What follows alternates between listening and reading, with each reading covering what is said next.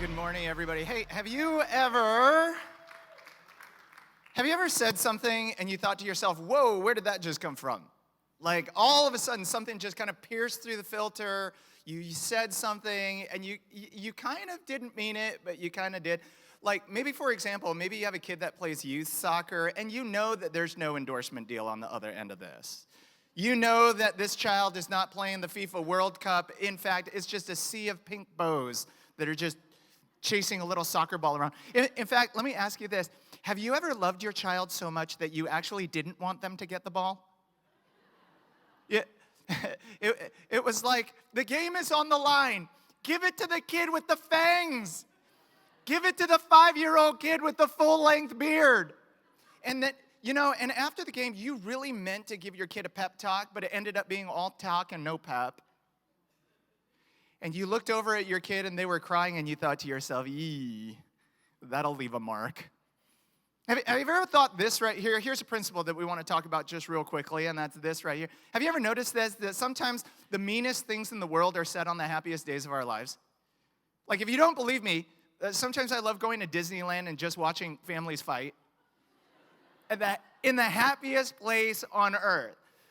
They'll be like, we're going to have a good time whether you like it or not.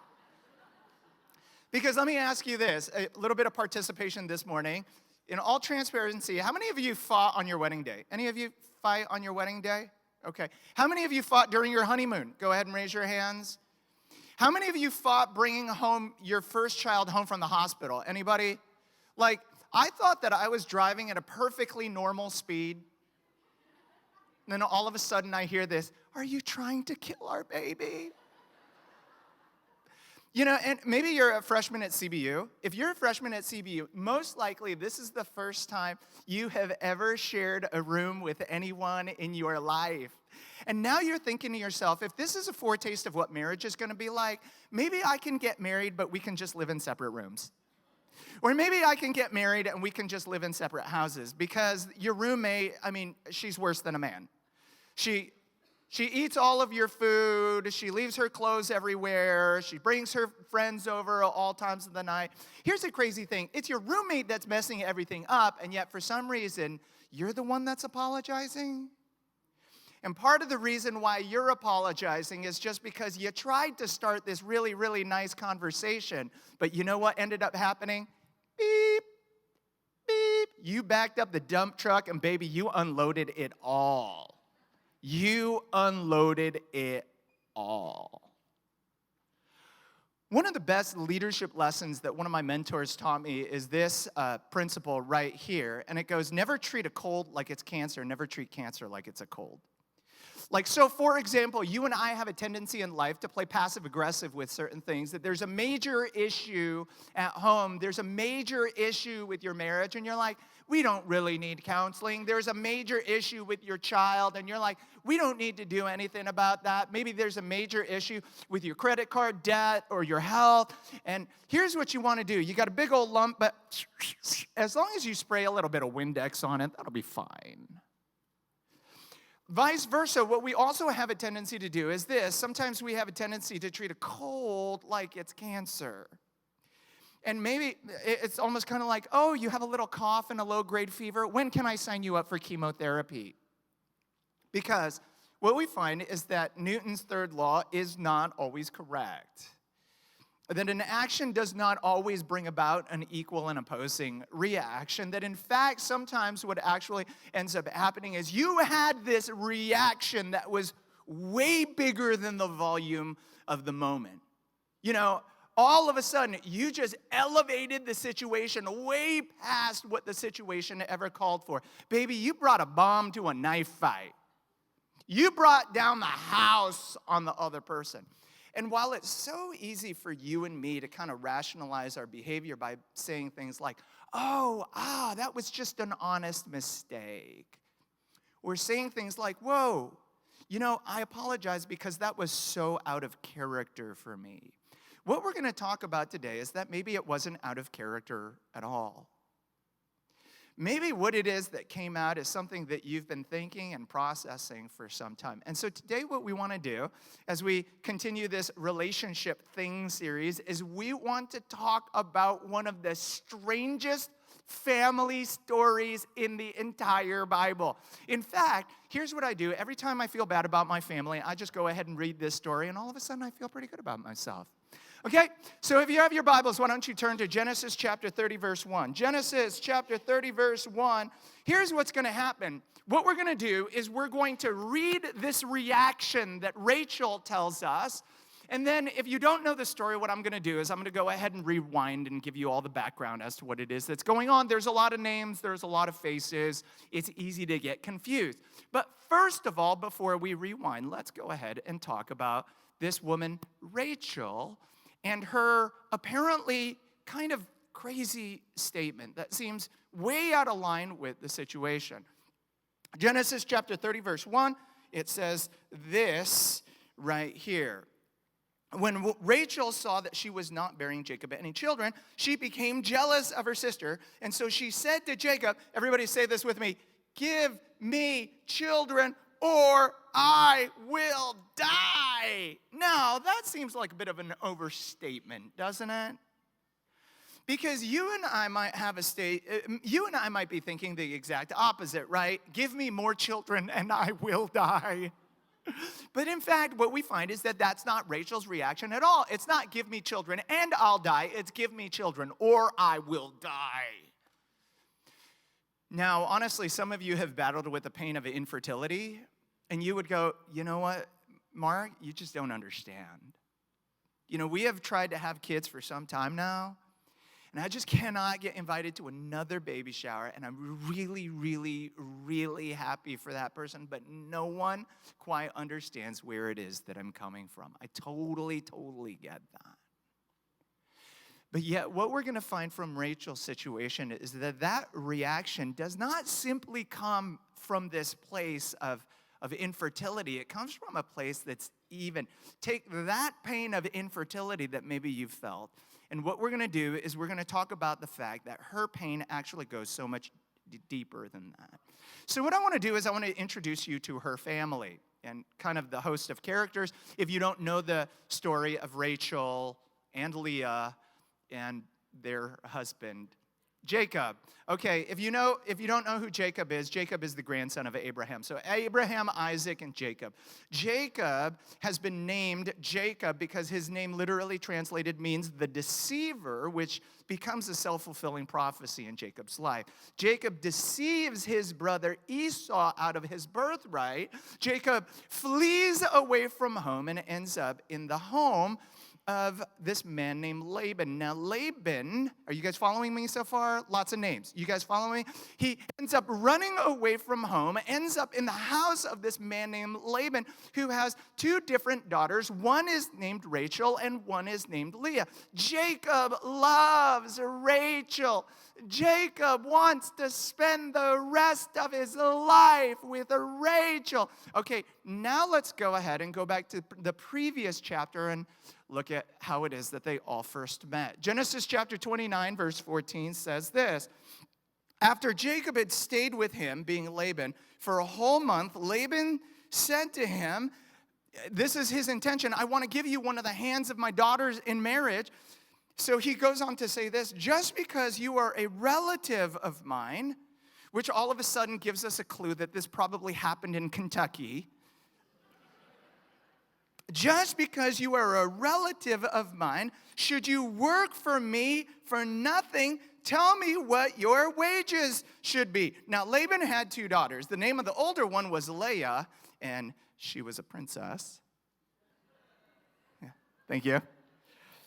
The name of the younger was Rachel. Okay, now it's going to give us a description of both of them. Leah had, would y'all say it with me? Leah had weak eyes, but Rachel had say it with me, a lovely figure and was beautiful. I looked up that phrase, lovely figure, in the Hebrew, and you know what it means literally translated? It means she was hot, baby. It means that she had a membership to Fit Body Boot Camp, And she actually used it. It means that she was just like my wife, where she could hit you with her best shot and fire away. I need someone to say, come on.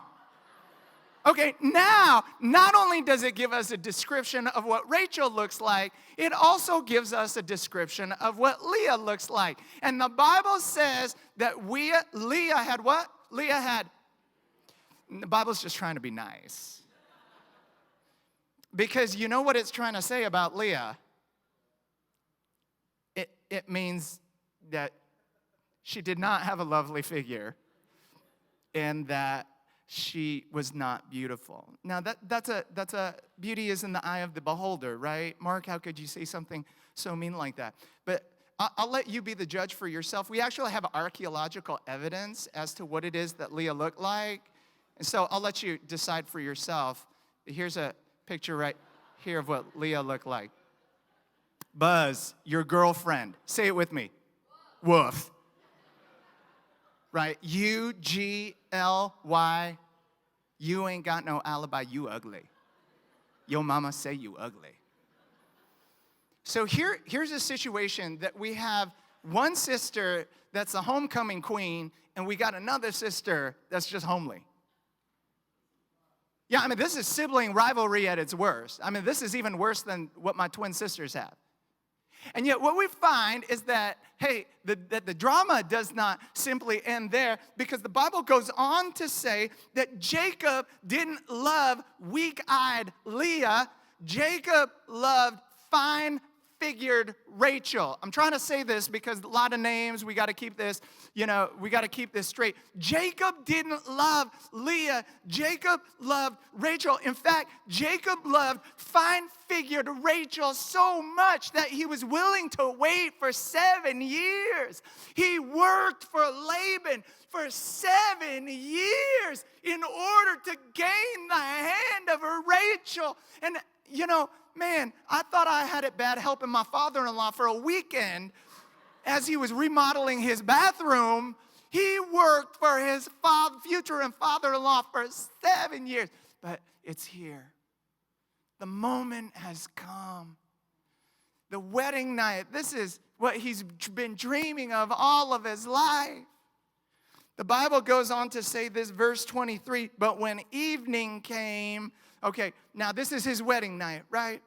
When evening came, Laban took his daughter Leah. Which one is Leah? She the ugly one. Took his daughter Leah and brought her to Jacob. And Jacob made love to Leah. Which one is Leah? She's the wrong one. He made love to the wrong one. Now, you thought your family had problems. Shoot. Like, just in case you're inclined to think that God doesn't have a sense of humor. You know what I'm saying? This is actually a very important spiritual, transformative point in Jacob's life, actually, because the deceiver has now been deceived. Right? That he's the one who tricked his brother out of his birthright. And I don't believe in karma necessarily, but I do believe every once in a while, maybe God wants a person to get a taste of his own medicine. And that's what we begin to see in Jacob's life, because in fact, what does the Bible say at the end of that verse? The Bible says at the end of that verse right there, when morning came, there was Leah. Okay, every time you're tempted to complain about your dad, I want you to think about this for a second. At least your dad didn't marry you and your sister to the same man. Genesis chapter 30, verse 15, what we're going to find is that Rachel is not only the only one that has a problem with Leah. Leah's also the one who's got a problem with Rachel. I mean, they got problems all over the place. Got problems all over the place. Genesis chapter 30, verse 15 says this right here. But Leah said to Rachel, wasn't it enough that you took away my husband? Will you take away my son's mandrakes too? what we find is that this isn't about Rachel stealing her son's mandrakes. This is about Rachel stealing her man. And so all of a sudden, what I'm trying to say is this, that every so often when you and I get in a fight with our wife, when you and I get in a fight with your husband, when you get in a fight with your kid, when you get in a fight with your mom, when you get in a fight with your roommate, what I'm trying to say is that sometimes you and I have this tendency to think the problem is all about them. And if they would just get their act together, well, then everything would be fine between the both of us. And yet what we're going to learn in a moment is this, that sometimes the problem isn't with the other person as much as the problem is all about what it is that exists inside of me. Because what we're going to do is we're going to look back at Rachel's baggage, and all of a sudden Rachel's statement in Genesis chapter 30, verse 1, all of a sudden is just going to make a little bit more sense. And what does she say in Genesis chapter 30, verse 1? Let's go ahead and look at that one more time. She says this right here. When Rachel saw that she was not bearing Jacob any children, she became jealous of her sister. So she said to Jacob, "Give me children or I will die." What we want to talk about is this principle right here. And this principle right here says that sometimes that your buttons are a preview of your baggage. That sometimes that your buttons are a preview of your baggage. And that a lot of times you and I have this tendency to think that if someone else didn't push my button, well then all of this would be okay to begin with. But maybe the problem is the fact that you have a button to begin with. Maybe maybe it's got something to do with the fact that there is a brokenness, there is a sin, there is some type of baggage that exists in your life that triggers this crazy reaction to begin with. Let me tell you a little story about one of the first real big fights that my wife and I got into. We just got married. I had been invited to speak at this youth camp states away in Atlanta, Georgia. We were living in Indianapolis, Indiana at the time. And you got to understand, I was an engineer at the time. I was working as a civil engineer that was just, masquerading as a pastor on the weekends. And so this church from Atlanta, I had a relationship with the guy, asked me to come down and speak at their youth camp. And so me and a whole bunch of people, we went down there. And man, after that camp, the kids were just on fire for God. The kids loved the camp and they fell in love with God, and it was just an amazing experience. And you would think that after this, that I would be on top of the world. You would think that for me as a wannabe pastor, that I would think to myself, man, this is what God has called me to do. I'm so excited about the future that God has for me. What you're going to find is that was anything but the case. That I was almost like Elijah sitting underneath a tree asking God to kill him. I mean, I literally stayed in bed for a complete 24 hours because I was utterly depressed after that. And my wife, she came to me and she was like, I just don't understand. Why are you so depressed? Why so downcast, oh, your soul? I don't understand. She said, the kids loved you. They love God. Their relationship with God, many of them ended up accepting Christ. And I was like, I know, it was horrible. And then in her confusion, she walked out of the apartment just to kind of get some air, just kind of clear her head a little bit. And let me tell you something, I panicked. All of a sudden, I just freaked out in that moment.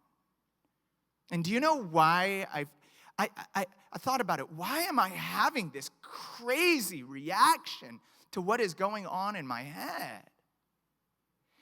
And then all of a sudden it dawned on me that in my own family of origin, that I'm the only member of my family that's never run away from home. Both of my sisters in college have written notes to my parents saying that we never want to see you again. Please don't ever try and find me. It took years for them to reconcile. Both of my parents at different times and different moments have needed extended cooling off periods. And so when my wife just walked out of the apartment, all of a sudden, something tripped inside of me. And what I'm trying to say is that for you and for me in situations like this, sometimes it's not a them problem, sometimes it's an us problem. What I'm trying to say is this, that there's an emotion, there's a reaction inside of you that's hardwired to something else. You don't even know it. It's detonated to something so much bigger. And the problem is that you don't even know that it's there, unfortunately, until you trip it. And maybe a long time ago, you got in a fight with your spouse. And all of a sudden, in the heat of the moment, a lot of people said a lot of things that they didn't mean. Maybe he threatened divorce. Maybe she said that she never loved you. Maybe he said that you had weak eyes.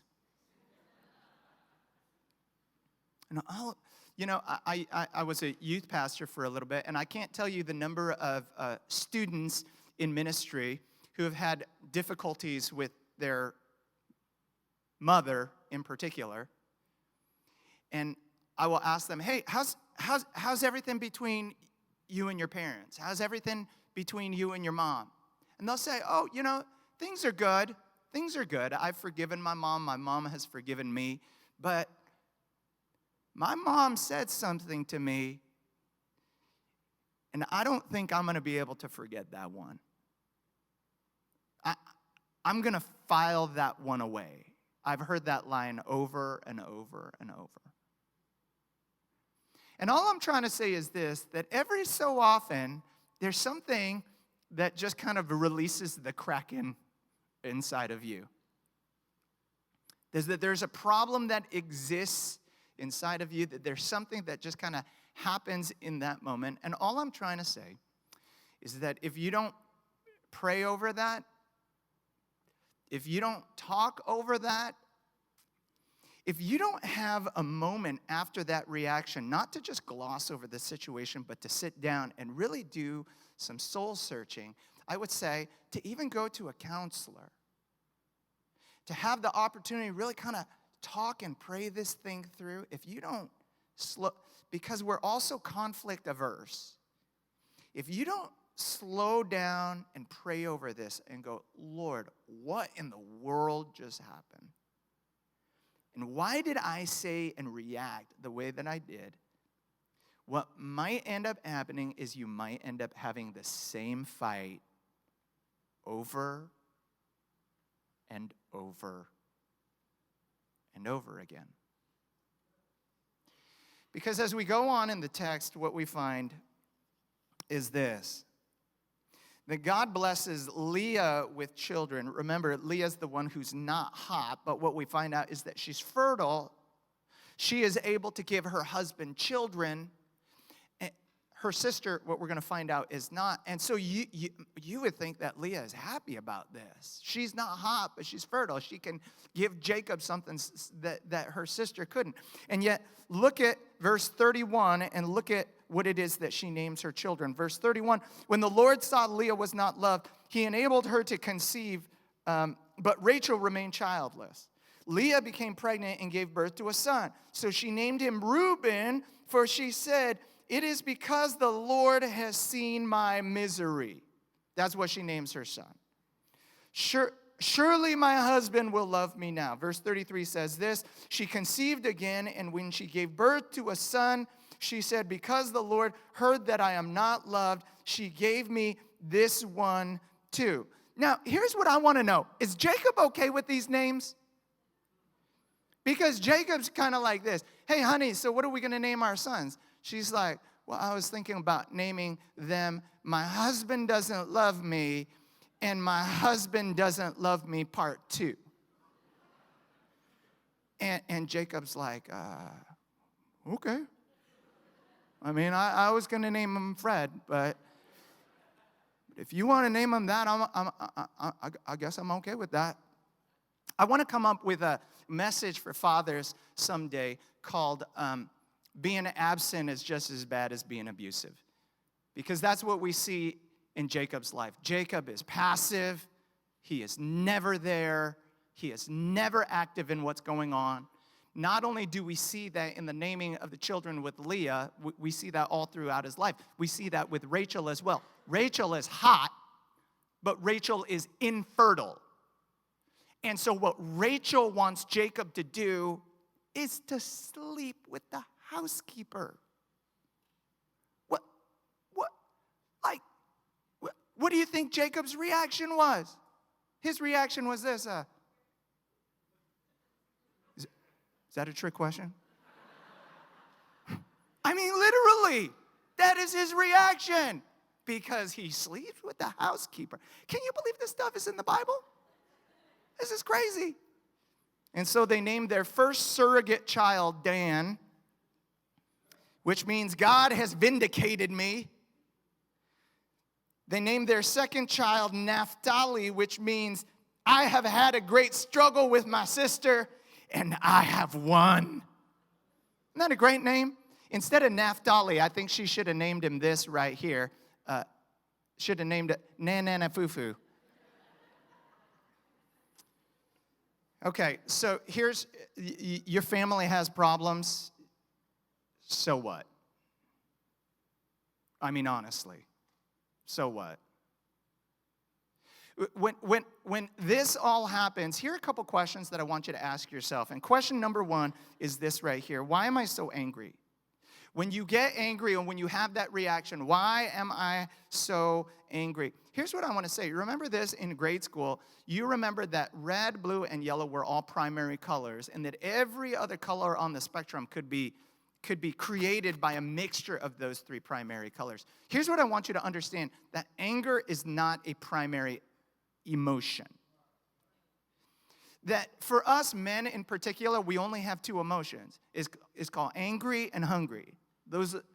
But angry is not an emotion. Anger is usually a mixture of a whole other host of emotions that we are not in touch with, like frustration or fear or embarrassment. Here's what my wife and I say all the time. Man, fear is such a powerful emotion when it comes to parents. That a lot of times we're not offended at what it is that they've done. We're more afraid of who they're going to become. And so all of a sudden we say something that is like, whoa. You know, it's almost kind of like this. Me and Andrea, we have software that monitors all of the children's devices. And one time I got an alert that said that Nathan was being cyberbullied. And I was like, oh my gosh, who would cyberbully my son? And then I realized, oh shoot, that's me. That's my phone number.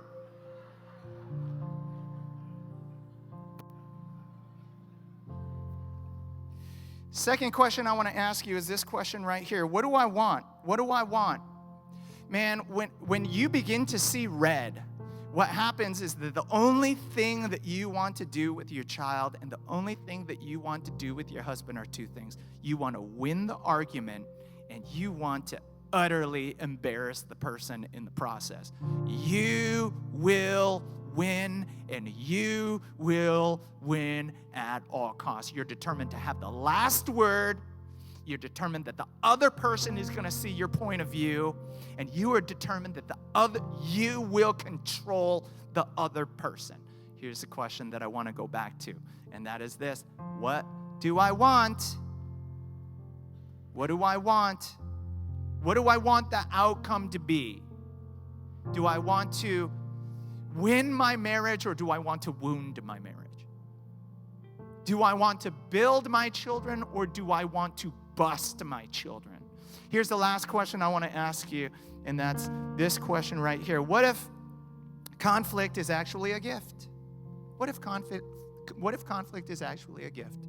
What if conflict is actually a gift so that you and I can be aware of our pain? And what if my frustration isn't even necessarily about a problem that I have with you? As much as it's more about a mirror that helps me see what it is that needs to be fixed inside of me. See, here's what I'm trying to say, that unless you make peace with your past, that what's going to happen is that it's always going to contaminate the present.